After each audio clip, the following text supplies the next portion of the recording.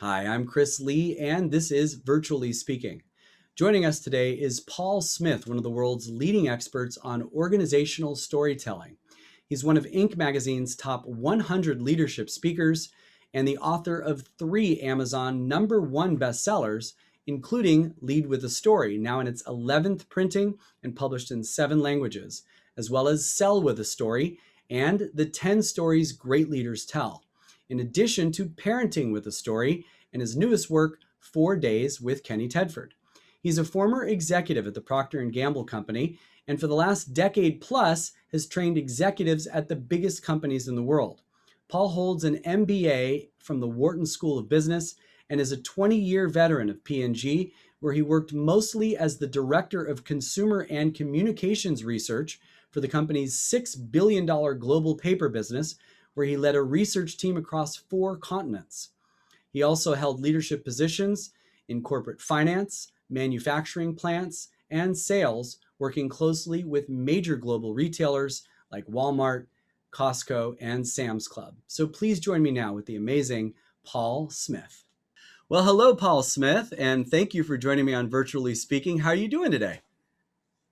Very good, Chris. Thanks for having me on. I'm excited about it. I've been watching what you're doing with the show. I'm appreciating it. It's good stuff. Thank you very much. I've been really looking forward to having you. Of course, I've known you a very long time.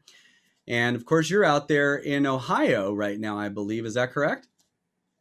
Yeah, that's right. The Cincinnati area. And I just looked at the calendar the other day. I think it's been 10 years that you and I have been working together. It's been a Wow, decade. that is ridiculous. And I remember when you And came neither of down, us look any older, right? you look exactly the same. I think maybe there's some silverage going on here that might not have been as much. There But is. man, that flew by 10 years. Wow. And Yeah. I really enjoy hanging out with you whenever we can, whenever you're here. And my clients just absolutely love you every time you speak, because you go so deeply into the specifics of what organization it is and who the audience is and why storytelling is important to them. And it's so cool to be able to tell everybody that I have a guy who has been really spending at least 2 decades on storytelling. I mean, you've really just focused on this topic.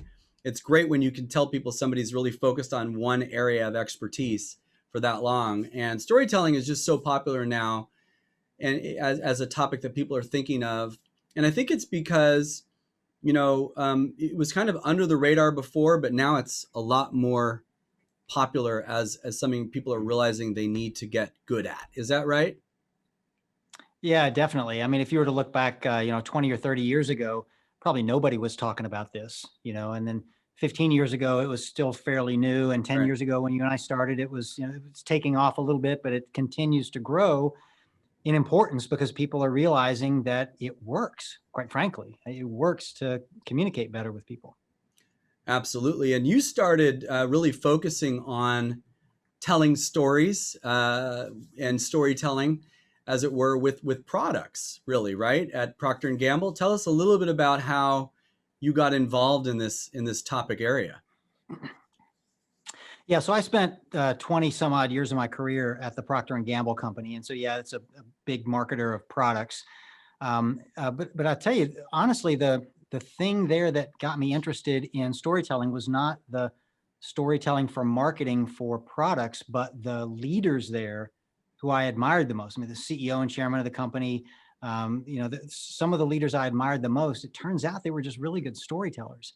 And that intrigued me because I was an up and coming leader and I wanted to, continue to grow in the company and be an effective leader. And storytelling is the one skill set that I noticed the leaders had that nobody taught me in school. I mean, I studied economics in undergrad and got an MBA, and nobody taught me that in school, and nobody taught me that at P&G when I got there. And I spent a couple of years with Accenture, and nobody taught me that there.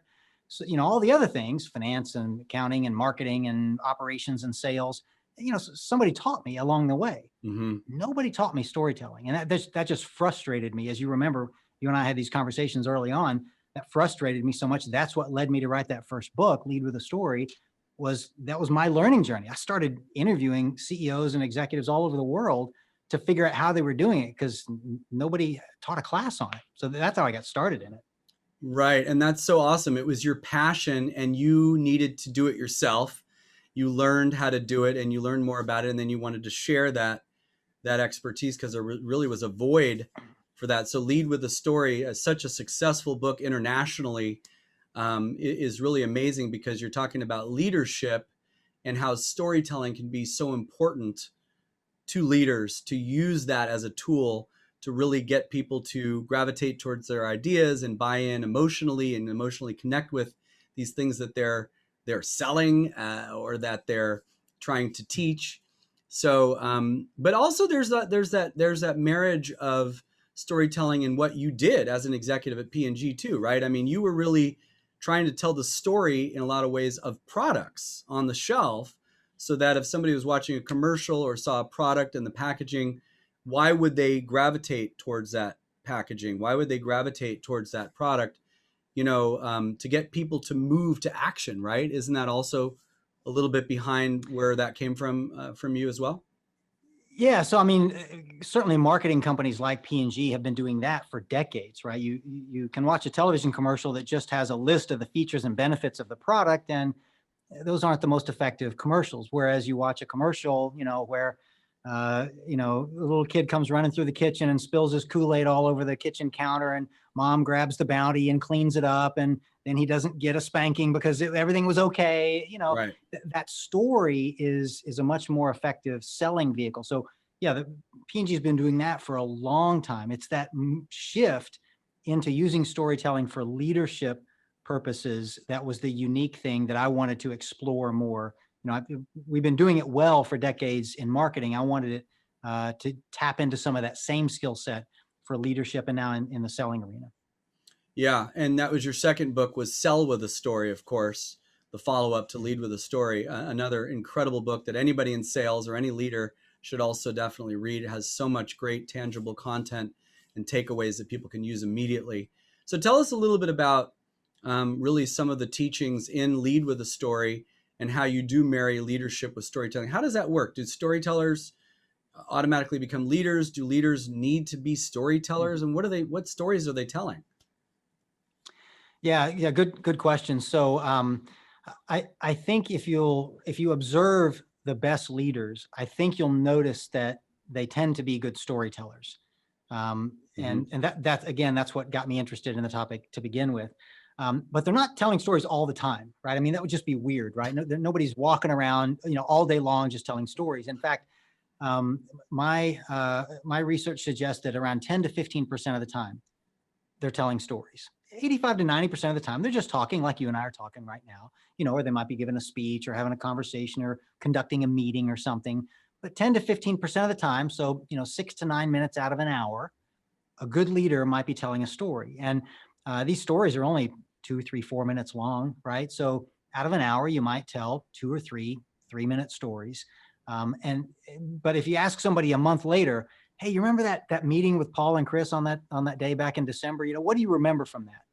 Well, it's going to be the 1 or 2 stories that one of them told, right? Mm-hmm. So storytelling won't be the most frequent communication vehicle that you use, but it will probably be the most powerful and effective. And as far as what stories they're telling, I mean, there are lots of different topics. I think we covered like 21 or 2 or 3 in the types of stories in that first book, Lead with a Story. And then more recently, we tried to focus a little bit on, well, what are the most important ones? And that's why where the 10 stories great leaders tell, was the last book that came out, to try and, where are people going to start? If I don't want to start with these 22 stories I have to tell, but what are the most important ones? So, and we can delve into those if you're interested, but there are definitely areas where storytelling works that are most important for leaders to tell. So yeah, when's that moment that like if a leader learns storytelling or they Lead with a Story, they're probably going to be well equipped with this idea and the knowledge of the how, of the why and the when, I should say. And then the how is also something you go really well into, especially in your workshops. But take us through that journey of like knowing that this is now a new tool for me to use. And it's not like I'm sitting here waiting to use it. I'm like, ooh, I can't wait to tell a story. But just knowing that when you talk about something that you believe in or that you're selling or that you're presenting to people, that storytelling is something you probably want to do if you can to get that emotional connection, right? Yeah. So the big picture path is start with creating a wish list. What are the stories you wish you had? What are the stories you wish you could tell, at a moment's notice, and literally make a list of them, because then you're going to go find them. And that's step two is go out and interview people, interview yourself, look through your past. You're looking for these specific stories, and then you find them, then you have to craft them. And that means put the right structure behind the story. There's 8 questions your story needs to answer that I teach people, and in the keynotes and workshops that I do with you. And so that gives you a structure. Well, then you're going to add, like you said, the emotional component. Well, there are techniques you can use to pull out that emotional connection in a story. And then, you want a surprise ending in a story. Every good story's got to have a surprise ending. Well, there are techniques you can use to create a surprise ending, even if one doesn't naturally exist in your story. So all of these are the how-to that you're asking about. Once you find out what stories you want to tell, then you need to go through structure, emotion, surprise, et cetera, to craft it into a great story before you're really ready to deliver it. So what's one of your favorite examples of a moment where a leader used a story? What was that? Where was that moment?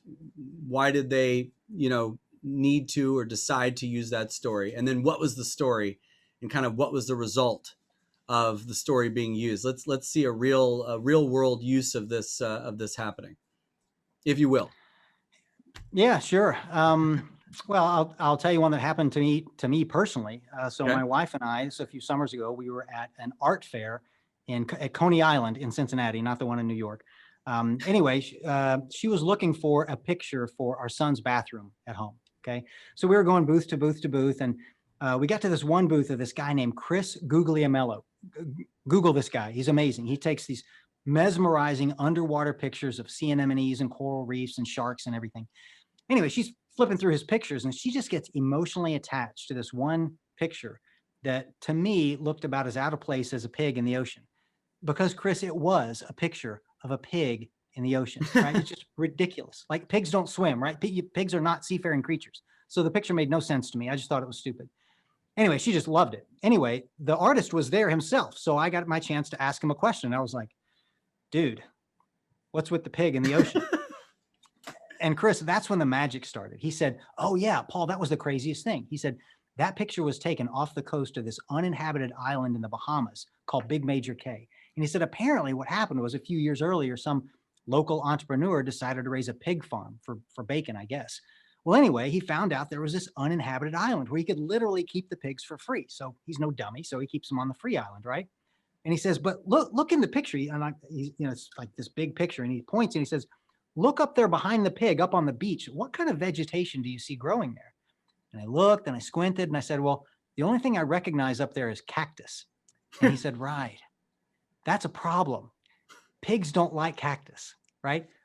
Chris, there was literally nothing on the island for these pigs to eat. So that entrepreneur turns out he wasn't very smart after all, right? Well, fortunately for the entrepreneur, a local restaurant owner on a neighboring island was boating his kitchen refuse every night over to Big Major K and dumping it overboard, right? Just to get rid of it, right? Well, so pretty soon these hungry pigs can see and smell this food floating out in the ocean, right? Well, even though pigs don't normally swim, if you get hungry enough, you'll do anything, right? So first one little pig swims out there to get the food, and then 2 little piggies and 3 little piggies, and the dog paddling or pig paddling their way out there. Pig paddling. Anyway, yeah, so here it is, a couple of generations later, and all the pigs on Big Major K can swim, and that's why. In fact, nobody even calls it Big Major K anymore. They just call it Pig Island. Pig Island. So of course, at that moment, Chris, I'm like, I'll take it, right? Sold for cash, right? I had to have that picture now. Now think about what just happened. Like 2 minutes earlier, that was just a stupid picture that I had no interest in having. Right. But after hearing that story, I had to have it. And I had to have it because it was an interesting story, because it was, a geography lesson, and animal psychology lesson, and a history lesson kind of all rolled into one. And I love hearing the story, and I like telling the story. And Chris, if you ever come to my house in Ohio and go to the bathroom upstairs, I'm going to tell you the story again, because that picture's up there, right? So that picture turned that stupid picture into something I had to have. Now, how could that guy, that artist, have sold me that picture in a normal way? Right? He would have said something like, well, look, Paul, there's 3 reasons why you should buy this picture. First of all, it's the right size to fit in your bathroom where your wife says she wants it to go. Right. Second of all, it's the right color palette to match the decor and the towels in your bathroom. And thirdly, it's in the right price range that you've already said you're willing to spend on a picture. And that's why you Right. should buy this picture. Wow. And Chris, those would have been very logical, rational reasons, right? But there's probably 100 pictures at that art fair that met all three criteria, right? But there's only one that had an interesting story attached to it. Right. And that's why that's the one that's hanging up in the bathroom here. I love that. That's a great story about a story, and the story itself is great as well. Wow. And that kind of reminds me, I mean, it seems like there's a lot of things that are out of place, or a lot of things that are unknown in this world. We drive by and we look at it and we go, that's kind of weird. What's the deal with that? That person's weird for even doing that. Or this company, I don't get this company. Why do I want to do business with this company? It doesn't make sense what they do. But often then you hear the story of what's behind that weird thing or that different thing, and then you emotionally connect. Do you find that that's kind of one of the arts to this, is finding those kind of, I don't know what I'm saying, but the missing piece, or getting those stories out there so that people can understand the uniqueness or the coolness of what's going on? Yeah, going on a story hunt is part of what I teach people to do. Is how do you hunt for and find these interesting stories? In fact, what you're talking about, there's some guys who did a really fascinating study about a decade ago. They went out to all these garage sales and flea markets, and they bought 100 just cheap items, right? Like $1 or $2 each, right? And then they sold every single one of them on eBay, one at a time. But you know how on eBay works, there's a picture of the thing and then there's a description of it right next to it. But instead of a description, like this is a nutcracker, or this is a can opener, or whatever, they wrote a story, a silly, just obviously fictional, even if they say it's fictional, story about it with no description, but just a silly little story. They ended up selling those items that they'd bought for $129 total for over $3,000. Wow. Right? And the only difference is they had an interesting story, and most of them, like I said, they just made up. But some of them, they did a little digging and went on a story hunt and found something interesting about it. And what that demonstrates is, that's just the power of story, having that missing something that you're talking about, that people can, now they're not just buying an item, they're buying a story that has an item with it, or an item with a story with it. Either way, it's much more valuable now. Okay, so these are stories to be used to help sell something. So now I'm interested. Well, that one was. Well, right. But I'm saying, I'm also interested in, would you be willing to tell us, what some of those 8 things, or what all of those 8 things are you mentioned earlier, which go into making a great story? But also, would you be willing to share with us one of the 10 stories that great leaders tell, which is part of your book? I don't know if you have time to tell the whole story, but maybe tease us a little bit, because I feel like there is a difference. If a leader is using storytelling with his team, or his his company, or his peers, he's probably telling a different kind of story, because he's not necessarily selling an item. Right. So there's a different kind of storytelling there, right? There is. So there are dozens of different types of stories. What I just told you was, a sales story. So let me give you an example of one of the 10 leadership stories, and then I can tell you the 8 questions your story needs to answer. But just let's give an example of a real leadership story. So, and this is number 9 from the list that I'll give you in a minute. But this is number 9 from the book too, from 10 Stories Great Leaders Tell, which is a great book, and it's small. It's such a cool book. Yeah, you can probably read it in an hour. It's designed to be a quick read. So nice. So this is a leadership philosophy story. So this is about a guy named Mike Figliolo, who was a West Point guy. So, spent some time in the Army. Well, his first leadership opportunity after getting out of West Point was as a tank platoon leader. And his real first leadership opportunity was just in a training exercise. He wasn't, in active combat. And so they went out to California somewhere, Fort Irwin, I think it was, and they were on a 10-mile long, 5-mile wide battlefield, practice field. And they were going to go into simulated battle, which is basically real tanks, 400 tanks on one side against 400 tanks on the other side. But they weren't obviously going to shoot each other with real ordnances, right? So they were using lasers. So it was basically a giant game of laser tag, but with real tanks. And Mike happened to be assigned to be the captain of the first tank that was going to go into battle on his side of the field. So he literally is going to have 399 other tanks behind him, and he was commanding the first tank. So the night before, of course, he sits down with the commanding officer and they look at a map of the terrain and figure out where the high ground is to, have the best chance of winning the exercise. Next morning, the exercise starts. He's in his tank. They're racing out onto the field. He gets to the first place where he's got to make a decision. Do I turn right or left? And he doesn't know what to do. Now, I guess, looking at a battlefield through the crack in a hatch of a tank bouncing up and down at 40 miles an hour looks different than it does on a map in a conference room, right? So he's just confused. So he's got a choice to make, right? He can either stop the tank, turn the light on, get the map out, and figure out the right thing to do, which might take, 30 seconds. Or he can just make an educated guess. Well, Mike chose option 2. He yells out, driver, turn left. So the driver turns left. And he has no idea if that's the right decision to make, but he just yells out, driver, turn left. So they turn left. 30 seconds later, the light inside of his tank starts flashing, which means you just got shot by a laser, you're dead. So they have to stop the tank, pop the hatch, get out. Those guys are done for the day. Well, a few seconds later, tank number 2, of course, turns left right behind him because that's their job. Follow the leader, right? Oh, So their light starts flashing. You're dead. Okay, they're done. Tank number 3 turns left. Their light starts flashing. They're done. But the guys in tank number 4 saw 3 tanks turn left and get shot and virtually killed, right? So they realized that was a mistake. So tank number 4 turns right. And then 396 other tanks turn right, okay? They took the high ground and won the exercise, right? Now, Mike made a mistake that day, right? He turned left when he should have turned right. So he made a leadership mistake. But what he learned from that was that sometimes it's more important to make the wrong decision quickly than it is to make the right decision slowly, right? We get stuck in analysis paralysis all the time. I mean, imagine what would have happened if he had stopped the tank and got the map out. There'd have been 400 tanks lined up, sitting ducks, getting shot at. The fact that he made the wrong decision, but at least made it quickly, allowed them to monitor and adjust, right? War and business and life are all kind of similar. When you make a mistake, it'll become obvious pretty quickly, right?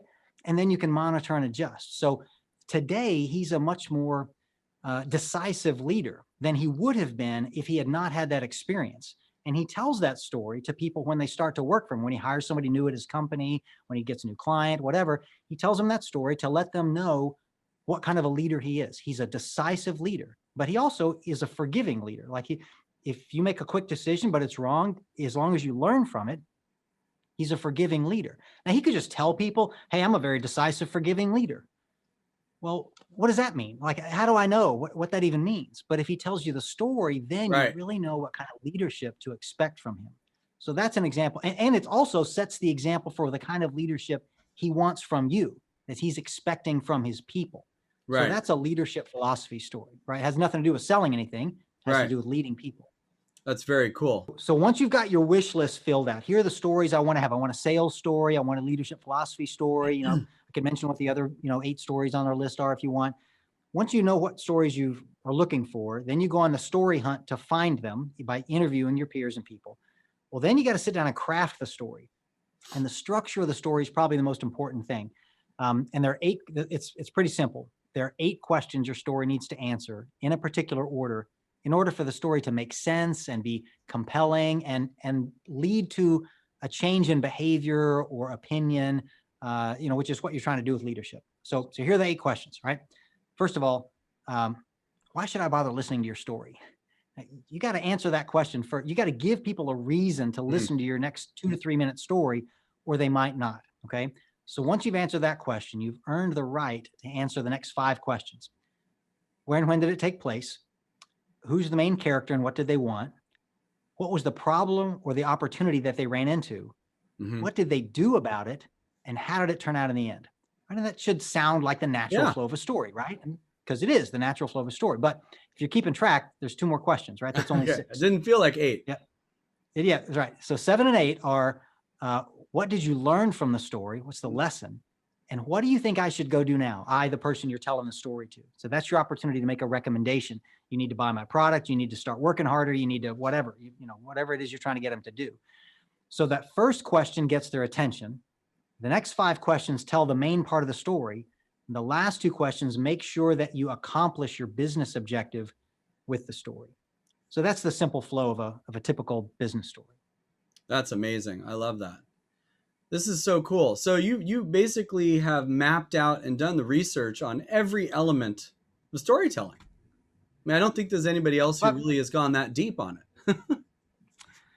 well, I mean, people do, but it's typically not for business stories. I'm sure there are a lot of folks out there in LA where you are that are experts in storytelling Hollywood style, right? And movies and books and television programs and things like that. But that's a different kind of storytelling, right? That's 2 hour long stories. That's 250-page stories. Those are big dramatic, exercises in storytelling. And business storytelling just isn't that way. It's much shorter. It's much more to the point. It doesn't have the enormous emotional swings. You don't want to tell a business story and have everybody crying, right? Right. Maybe every once in a while, but that's you're not going for the same thing. So yeah, I've tried to focus on doing the research and developing storytelling as an art specifically for business, which does turn out to be a little different than it is, out there in LA. Yeah, and it's great that you've done that because it's so helpful to so many so many people. So you mentioned also a moment ago that's kind of compelling about what kind of stories you need to tell. How does somebody know what kind of stories they need to tell? I mean, I want to motivate my salespeople. I want to motivate myself. I want to motivate my customers. So those seem like that's a sales motivating. That's a customer motivating. Is that the kind of type of stories you're talking about? Is that kind of the questions you should be asking yourself? Yeah, those are a couple of the kind of stories you probably need to tell. And most people already know there are 3 or 4 types of stories I figure I need to be able to tell. What's typically eye-opening for my clients when I'm in front of them is all the other stories that they had no idea that they needed until I Right. tell them about them. They're like, oh, yeah, I want that one too, right? And so that's what the list of 10 is supposed to be, as a starter kit for, what are the most important stories you should probably have? And you probably already have 3 or 4 of them, but I'm almost certain that you don't have all 10. So I'll just give you the 10 real quick, and you can check off in your mind which ones you think you've got already, right? Okay. So here's the 10. Here's the 10 most important stories that I think every leader ought to be able to tell at a Oh, this moment's is great. notice. Yeah. And the first 4 go together, by the way, because they're about setting the direction for the organization. So here Okay. they are. So where we came from. So that's a founding story. Great. Why we can't stay there. So that's a case for change story. Where we're going, which is obviously a vision story, and how we're going to get there, which is a strategy story, because a strategy is about getting from where you are now to where you want to be, right? So if you, as a leader of, Cal Entertainment, if you can articulate those 4 stories, where we came from, why we can't stay there, where we're going, and how we're going to get there, you're better off. You've got a better chance of the organization getting where you want them to go, right? So that's a story you tell Okay. to your own internal people as well as the Yes. customer? So definitely internal. Those are definitely stories you would tell internal to the company. Most companies don't want to tell their strategy story outside Okay. because they don't want to give away their competitive secrets. But the founding story, definitely lots of, everybody knows the founding of Apple story and of, Microsoft, but every company's got a compelling founding story. They're just not as famous as those two. Right. But like Chris, honestly, and you're an example of this, somebody who started their own business. Nobody ever, ever, ever quit their job, risked everything to start a business for a boring reason. Am I right? There's always an exciting story behind it, right? So that's definitely one you would tell outside. The strategy one, maybe not so much. So the next 4, go together as well, but they're more about who we are as an organization. So that's what we believe. So that's a corporate values story. Mm-hmm. Who we serve. So that's a customer story, a story about your customer. So everybody in your company can have a human visceral understanding of who you're ultimately working for. Okay. What we do for our customers, and that's a classical sales story, right? And then how we're different from our competitors, which I call a marketing story, because marketing is typically about differentiating yourself from your competitors. Yeah. But imagine you can tell those 4 stories. You can easily articulate who we are, who we work for, what we do, and how we're different than our competitors. And I think every leader needs to be able to articulate those 4 things, even if you don't work in sales or marketing or HR or whatever. Every good leader needs to be able to do that, right? So that's, how many is that? That's 8. 8. So we got 2 more. So the last 2 go together as well, but they're more personal to you, the leader.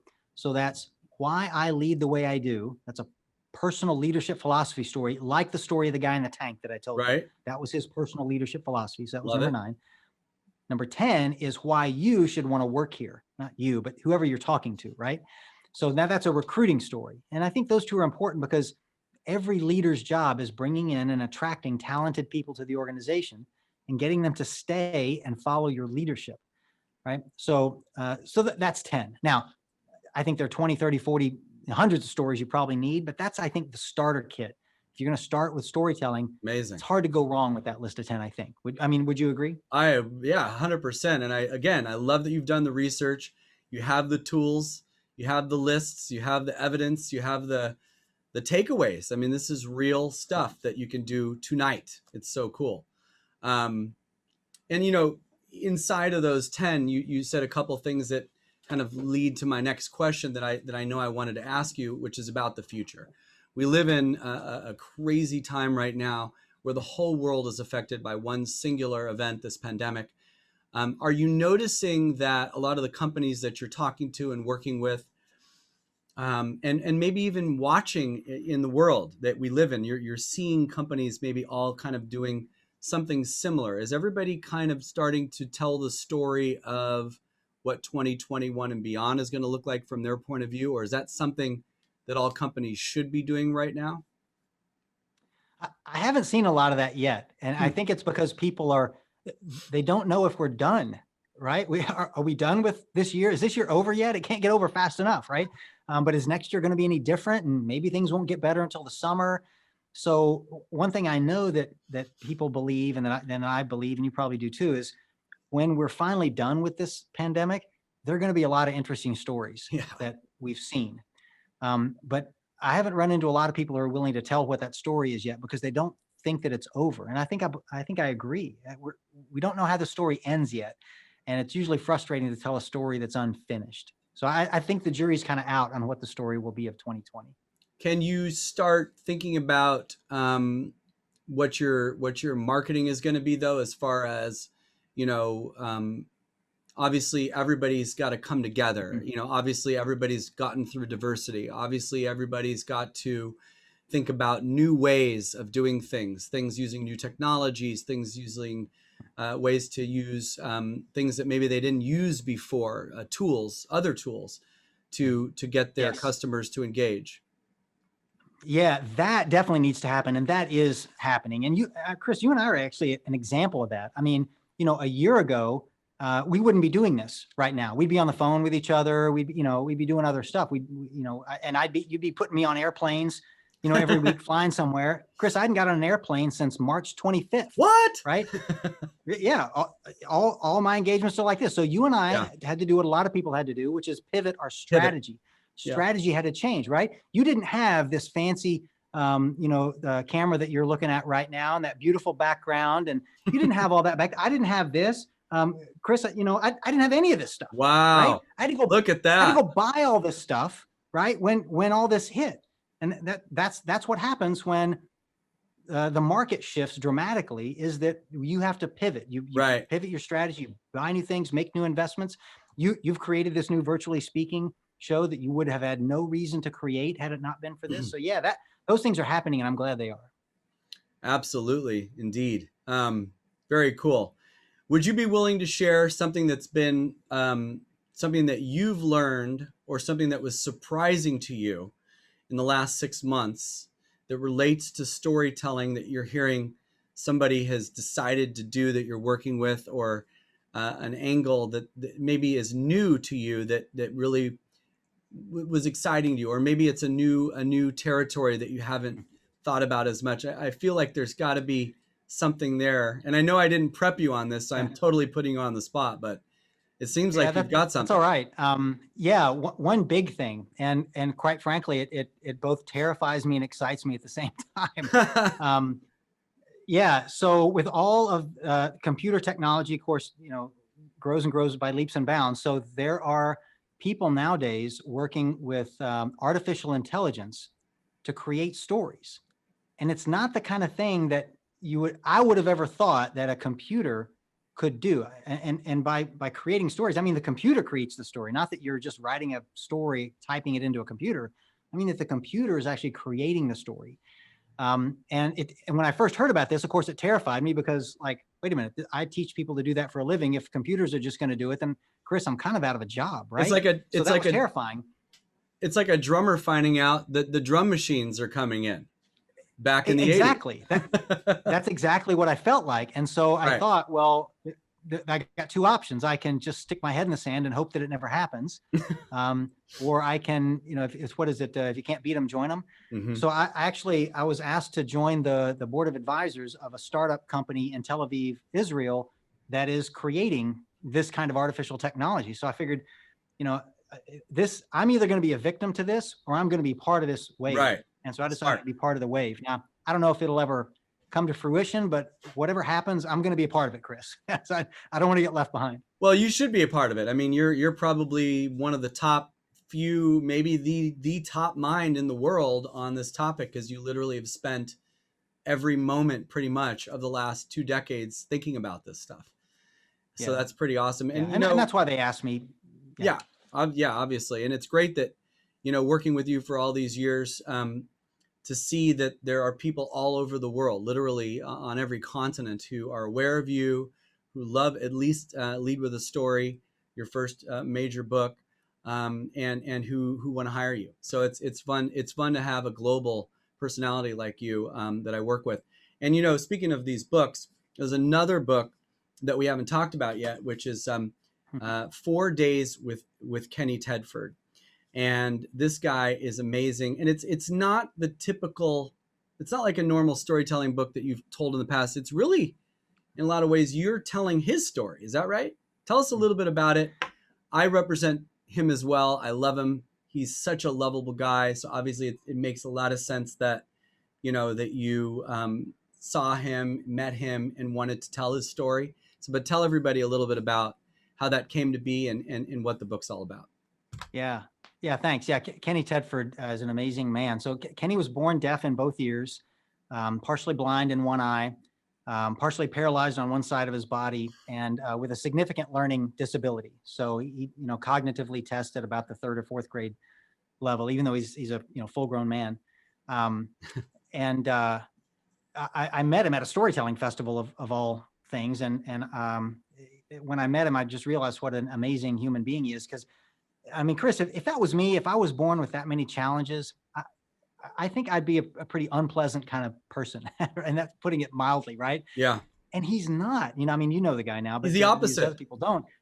Yeah, he's the opposite. He's just the most charming human being that you'll ever meet, and that fascinated me, Chris. I'm like, how can that be? Right. And I that's why I wanted to learn more about him. And fortunately, he wanted to have his story told, and he said part of my mental challenge is I can't write. He can speak really well. You can understand him, even though he's deaf. He tells wonderful stories on stage, as you know. Yeah. But he can't write at all. And so in the middle of me interviewing him for one of my books, I ended up asking him, have you ever written down all these stories of your life? It's just fascinating. And I was interviewing for a different book. And he said, no, because I can't write. And I said, at that moment, I said, you know what? I'll do it. We're going to do it. Write your story. And so, that is such, that's a good origin story right there behind a book. Why did you write the book? Yeah. So I'd never written a biography before. Right. That's essentially what it is. I'm writing his biography, but much of the story also takes place in this house, like right in this room and upstairs. He came here and spent 4 days with me for me to interview him for the book, hence the name 4 Days with Kenny Tedford. So not only in the book do you get to see his amazing life story, which is just beautiful and tragic and glorious and filled with success and failure and life and death and everything in between. Yeah. But you get to see my reaction to it, and my family, my wife and kids are characters in the book. And you get to see, as we are all hunched, over listening to him telling his stories, you get to see the impact it's having on our family. And so it's kind of two different stories in one.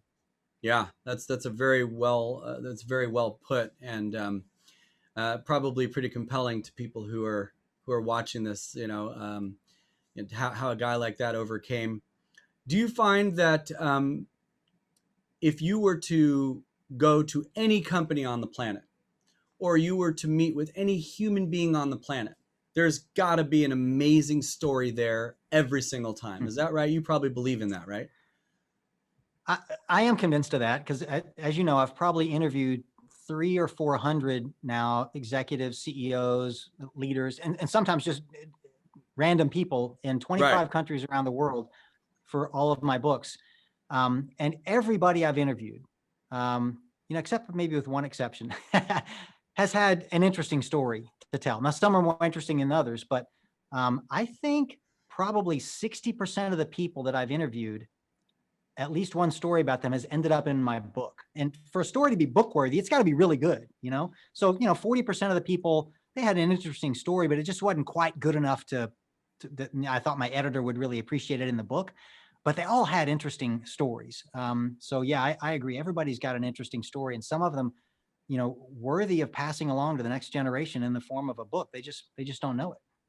But I also think, when I first saw you speak, the first time I saw you speak, I was blown away at how inspirational it was. I wasn't thinking of you as an inspirational speaker. I was thinking of a guy who was a great speaker on leadership and storytelling and the combination of thereof, and also sales and how storytelling could help with sales, which are obviously, what your areas of expertise are.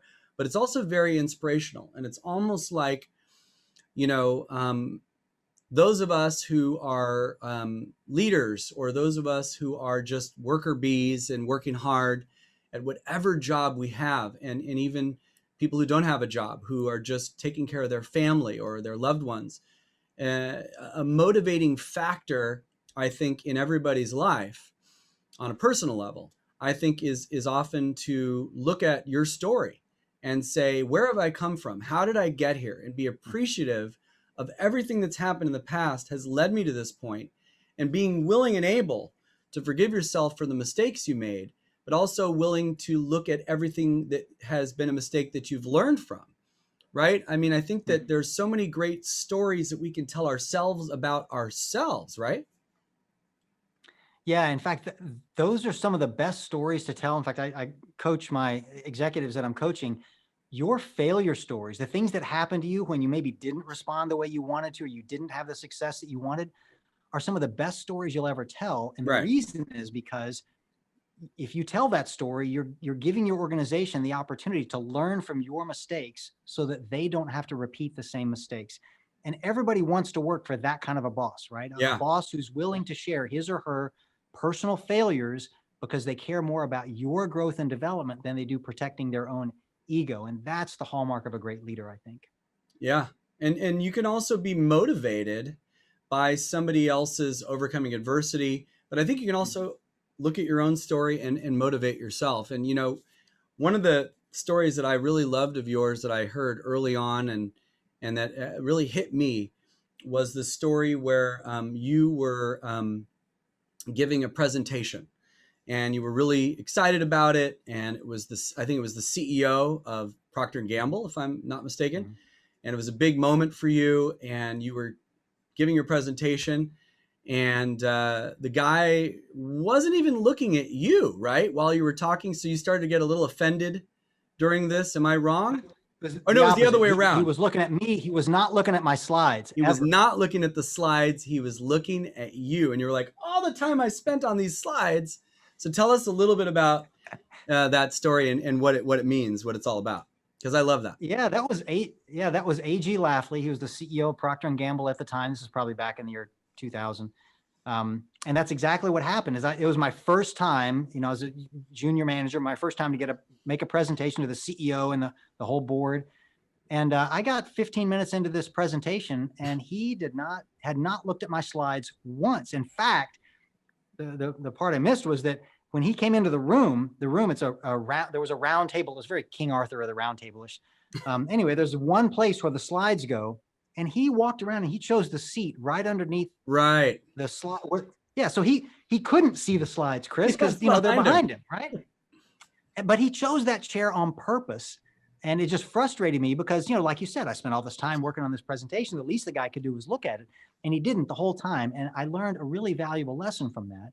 And that lesson is that, especially the CEO, but senior leaders, they don't want to be presented to. They don't want, to watch a slideshow. They want to have a conversation with somebody like me on the front lines of the business, to tell them a story about what's going on and give them the opportunity to help. That's what they want. So he sat there and he looked at me in the eye the whole time. He's the only one that asked more than one question, and he agreed to my recommendation. And that's what flummoxed me was, I thought the guy's not even going to understand what I'm talking about because he's not looking at the slides. And that's when I really realized it's not about the slides. Right. It's about the stories. That was one of the things that started me on this journey. You've got a very good memory. I'm impressed. It's been a decade. Thank you. Yeah. Well, you should always tell that story because I think that's one of my favorites that I've heard, and it impacted me, and it has a really good point to it and a really good lesson in it. Just like everything you do. I mean, really, every time you get booked, the client says, man, he did his homework and he delivered, and we all have our work to do, and we know exactly where we're headed as an organization. We know what our story is we're telling ourselves. We know what our story is we're telling our customers or potential customers. So it's really important work. And this tool of storytelling within all of the other leadership and sales and everything is really essential, and something I think a lot of people overlook. Even though it's a popular topic for organizations, a lot of people don't realize it's a tool that they're not using, and that they should be using to get that emotional connection, that buy-in, and that connection with whoever they're trying to impact. So it's a beautiful Amen, thing. brother. And yeah, man, it's so fun to see all of this happen, all these different clients, how they're using you, and you're one of those speakers who's more willing than others to deliver that extra piece, that workshop element to it, where it's the how. You deliver the why and the when in the keynote, and then you can get into the workshop of the how, and that's so helpful too. So man, this has been awesome. Obviously, I could talk to you and hear your stories and talk about this area of expertise with you for so long, because it's so interesting. But man, this has been absolutely a pleasure, and thank you so much for coming on and sharing all of this with us today. Yeah, thanks for having me on. It was fun. I appreciate the decade-long partnership. Let's here's to another good decade.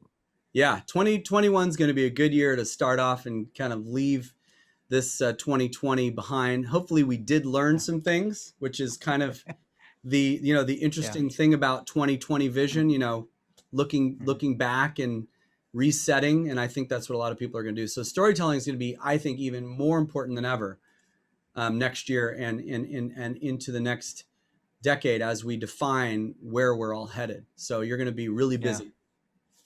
I hope so. All right. All right, man. Take care. Thanks again. Bye. Cheers.